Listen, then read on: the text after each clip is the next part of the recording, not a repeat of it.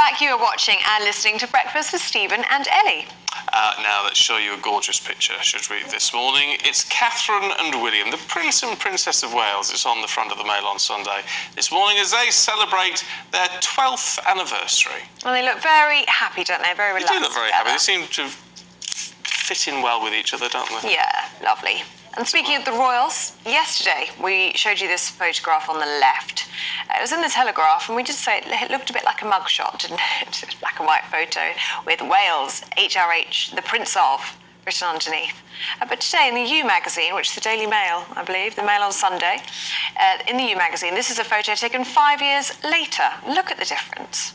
The boy who would be ... it says. And why they couldn't write King in, I don't know. They wouldn't have ink. I don't know. Let's have a look at the Sunday Telegraph this morning. And in preparation for the coronation, guardsmen at Aldershot rehearsing 3 cheers for the King, which will be called at the end of the procession on Saturday. Well, joining us this morning to go through the papers is the columnist Emma Wolfe alongside author Ella Whelan. Good morning to you both. Morning. And Emma, let's start with you, shall we? Cold calls going to be banned? Well, here's a question. Do you answer your phone? If it rings and you don't know the number, or it's a private call or a private number or something like that, do you answer it? Never? Yes. Yeah, well, you never know who it might be. I don't. You never know. Yeah, exactly. But I don't have a house phone anymore. Exactly. Do you not? No landline. No landline? No, don't have a landline. Anyway, Rishi Sunak is going to announce new plans to ban all cold calls that cheat people out of their money. So it used to be that we do have a ban on pension products, but anything now, fake investments, cryptocurrency, all of that kind of thing is going to be banned. I've heard this a few times, and I'm wondering how you can actually control these companies, because they seem to wheedle their way in. People get hold of your number in the most odd ways. So many times I've said to people who cold call, please can you remove my number from your system? I don't know why you're ringing. I don't want, double glazing or whatever. And then you get repeat calls. So Rishi Sunak is saying scammers devastate lives. He's saying that they prey on people's fears to cheat them out of their money. And these are new government plans. And up to 41 million people in the UK last summer were receiving suspicious calls and text messages. So we do need action on this. Yeah. It's the text messages I think I'm more bothered about in a way, because they're sometimes more convincing. Or this whole, mum, call me, I need your help messages that are doing the rounds at the minute. I think they're easier to fall for. But there were some really serious ones at one point that looked incredibly legitimate from Royal Mail about picking up parcels. Oh, and, yeah. I very nearly got conned by them. And it's unfortunately, it's the kind of thing that an older generation who aren't as tech savvy might get caught up with. But also there's, I remember working at a call centre when I was younger, living in Brighton, and it's such a miserable existence, and you can feel a lot of these, there's a difference between the call centre and the scammers, but a lot of them, sometimes I entertain them by just saying, going along with it for a little bit and then just taking the mick a little bit and saying, what are you really getting out of this? Because it's such a low way to try and get money. It's just such a worry that they're so sophisticated, and they can be so sophisticated now. I mean, especially for people who aren't as tech savvy, it's really difficult to know, what's real and could be a scam. Top tip for you though, because I saw this the other day. Again, I had an email scam, and it looked really sophisticated. I think it was Royal Mail. Something about a parcel. If you click on who sent it to you, click on their actual name.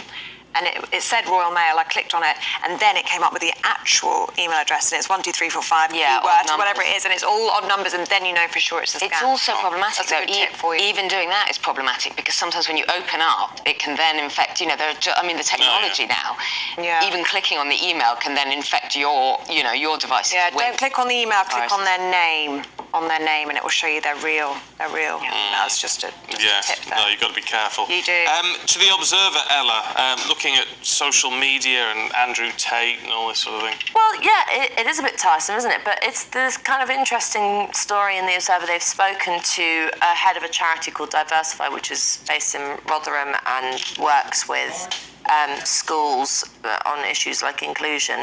And anyway, this charity head is claiming that she's spoken to school leaders who've been advised by the Department for Education to, when Andrew Tate or these kind of social media influencers come up in the classroom, to simply tell kids that we don't want to talk about it, to just ice it out, basically, to say, be quiet, we're not talking about it. And she thinks this is a terrible thing, and that actually we need to have, there's been a suggestion that head teachers need to formulate actual lessons and do lesson planning around Andrew Tate in order to combat what is described here as a kind of an epidemic of misogyny in schools informed by Andrew Tate. I think probably there's something of a middle ground here, a sensible middle ground, which is to say, it seems to me quite easy to communicate to young men that Andrew Tate might be interesting to them in some ways, because he does talk about a lot of sort of bodybuilding, confidence boosting, all these things that aren't necessarily negative, but that he's, fundamentally an idiot who has very idiotic views about women.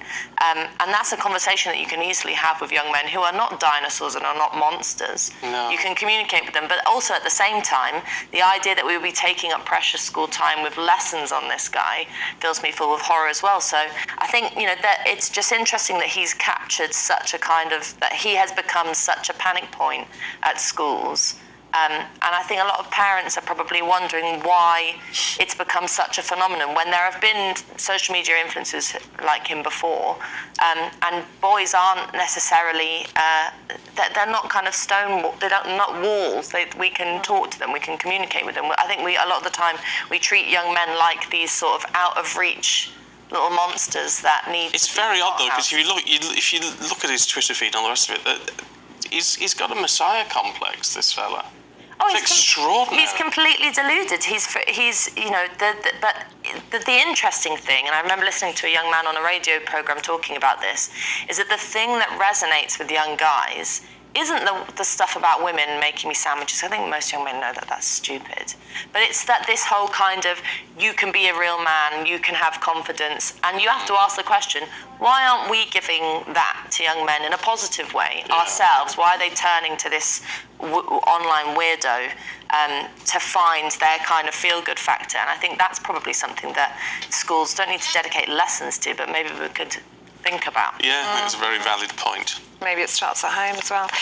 Emma, let's have a look at Ed Sheeran, shall we? He's been in court. A slightly better role model, I think. I'm always surprised at how much I like Ed Sheeran's songs. I sort of don't think I do, and then you hear a few and you think, oh, actually, he's brilliant.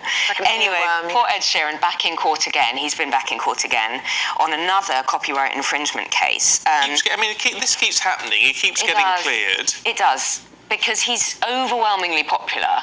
So he's quite vulnerable to this kind of suing, this kind of legal action. He's been back in court, this time Thinking Out Loud, the ballad. It's such a shame we don't have it, but anyway, Thinking Out Loud is apparently too similar to the Marvin Gaye song Let's Get It On. I'm not going to sing either. But when you hear them together, you can hear the similarities, but also songs are songs. There are only a limited number of chord sequences, chord progressions. You can't reinvent the musical kind of wheel. Anyway, the cool thing about this, Ed Sheeran actually, he sings and he plays the guitar in court. I didn't know that. To demonstrate his point. Right. That's kind of his way of explaining what he's doing. And I just think it must be fascinating to see that kind of musical, mind at work when he's explaining it. As I say, he's quite prone to sort of having legal action taken against him. This happened before, but this time it's let's get it on. It's interesting to think about, the whole notion of copyright in terms of anything artistic, or particularly pop music. Everything influences it and plays off something else. It's very rare that you get something that's completely and utterly original. Most things are influenced by each other in the same way that paintings are, the same way that books are. And I suppose it's quite clear if you're completely ripping someone off and literally using the exact same tune. But I find it hard to accept that you could have a kind of a copyright on a sound. Because on a chord sequence, because surely that just limits the, isn't it a kind of form of flattery actually that you're influencing other people? And it's hardly like Marvin Gaye, sure. No, well, this is it. I it's the estate and the songwriter who are doing him. It just seems very strange to me that because they're only limited. There's loads of songs you think, oh, that sounds a bit like. Doesn't mean they've actually copied it. It is quite depressing, though. I mean, as a, you know, in terms of intellectual copyright, when you're a writer, an author, when someone just takes your idea, literally takes your idea and rehashes it, you do feel a little bit outraged because it's a lot of work and all of that. Yeah. There's nothing you can do about it. Yeah. Well, you think you'd have a stronger case with that. But anyway. Ella, really good to have you. Sorry, I have to leave it there. We Thank do. you very, very much.